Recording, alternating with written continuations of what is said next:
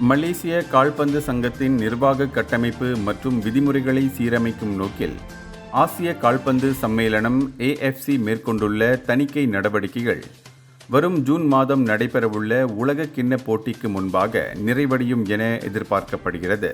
அண்மையில் சர்ச்சையை ஏற்படுத்திய பாரம்பரிய வீரர்கள் விவகாரத்தில் ஏற்பட்ட நிர்வாக குறைபாடுகள், விதிமீறல்களை தொடர்ந்து இந்த நடவடிக்கை எடுக்கப்பட்டுள்ளது.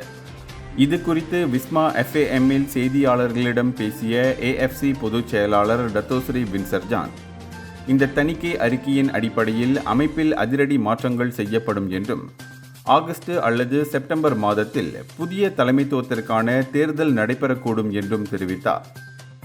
அது மட்டுமின்றி முறைகேடுகளில் ஈடுபட்ட அதிகாரிகள் மீது கால்பந்து சங்கத்தின் ஒழுங்கு நடவடிக்கை குழு மூலம் கடுமையான நடவடிக்கை எடுக்கப்படும் என்றும் அவர் எச்சரித்துள்ளார். இந்தியர்களின் இதய குரல் மக்களோசை.